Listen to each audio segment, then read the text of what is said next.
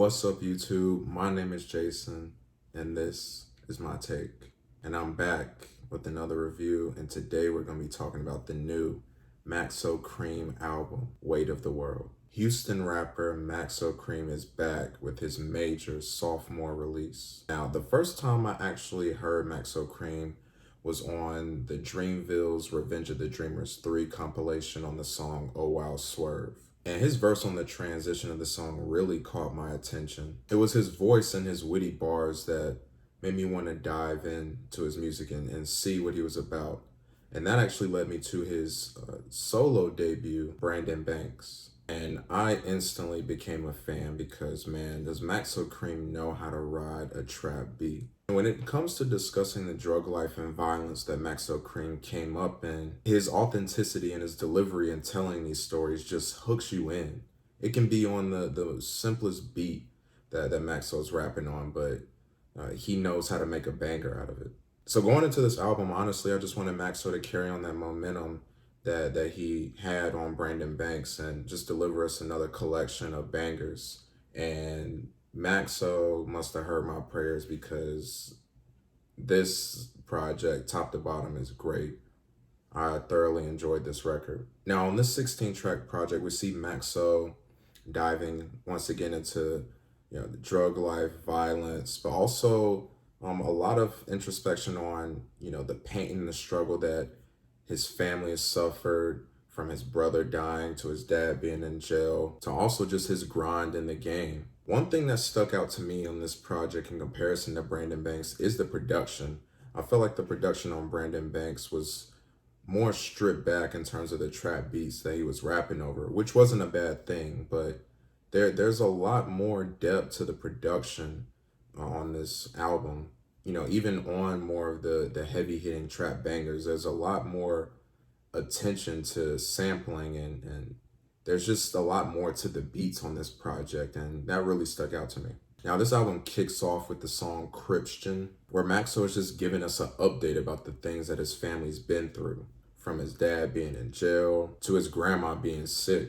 And I love this line that he uses in the song when talking about the family. I always do hear rappers mention family matters or the Winslows with bars, but I like how Maxo did it with this line where he says, "Feel like my Winslow cause I've been dealing with these family matters." The next song, 1159, is one of the best tracks on this project in my opinion. I love the vocal sample on this track. And I like Maxo on this hook as he's just naming off different things from his upbringing to the violence and gang culture that he was a part of, grinding as a rapper, as an artist, and he's just saying, like, I could talk about these things, all of these different things. What do you want to know?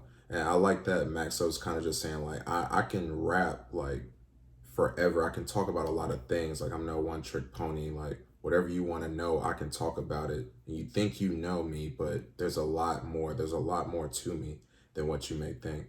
I just wanted to mention the song They Say because it really took an unexpected turn for me. It started off slower as Maxo was in a higher pitched tone just rapping, and then all of a sudden Maxo switches his flow and the beat switches to this just banger of a beat. What I Look Like sees a surprise collaboration with Freddie Gibbs. I didn't imagine that these two would work together, but they fit perfectly on this track. Once again, another great sample, another great vocal sample, which is, like I said, a theme on this project, just a lot deeper when it comes to the production. I could tell that Maxo was really like intentional about the beats that he was using on this project.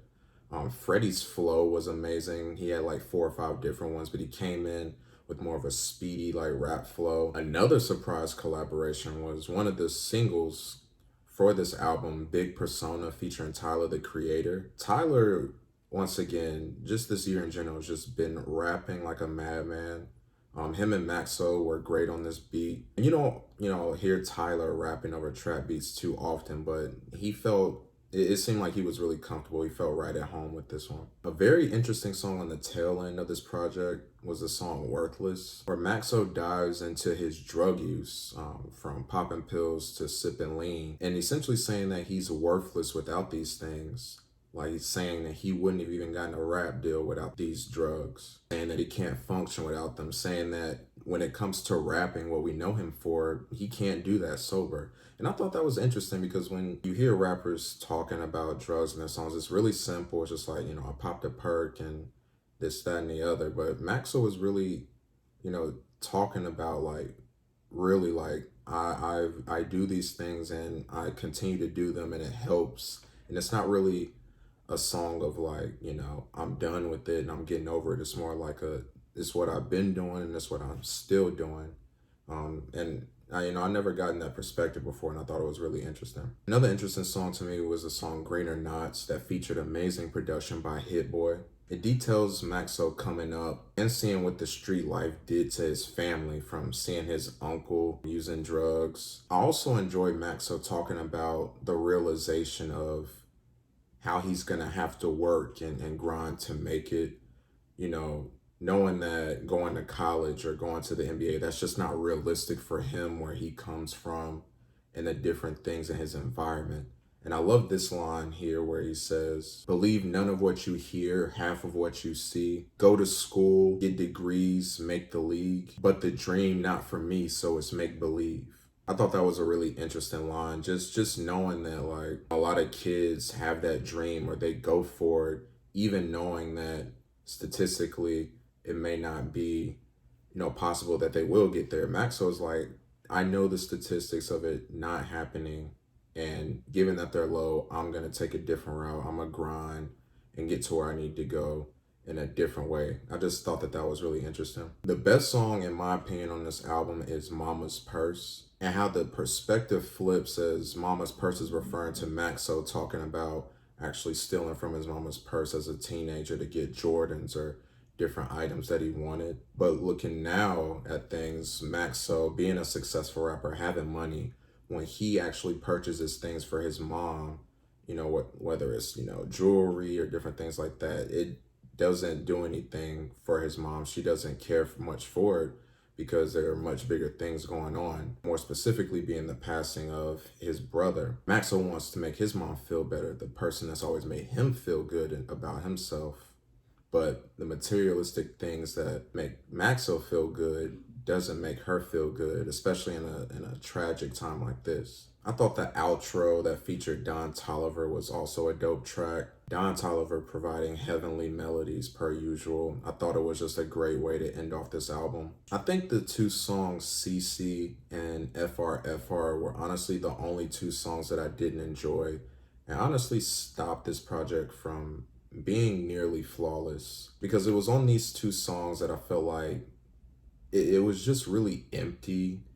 A lot wasn't going on, especially on the song CC, where there was a dope feature from Monaleo, but overall the beat was just so bare bones and empty that even a dope feature like that along with Maxo, it just didn't do anything. But listen, coming out of this project, what I'm noticing and what I feel like is that Maxo Kream can really rap with the best of them. Once again, he just comes through with a very dope project with both aggressive and slow trap bangers. Maxo on this project doesn't shy away from things that have really affected him since he was a child. And it was great to hear his perspective and just his thoughts on the things that he's experienced and how it's made him feel, whether it's violence, death, drug addiction. Honestly, just love what Maxo Kream is doing in this time, and I'm very excited to see what he does next. So I'm gonna give this album an 8 out of 10. So what were you guys' thoughts on this new Maxo Kream album? Did you love it? Did you hate it? What were your favorite tracks? Let's have a discussion down in the comments. Thank you guys once again for watching. Got more videos coming for you guys this week. Please like and subscribe to the channel. I'm Jason. This has been my take. See you next time.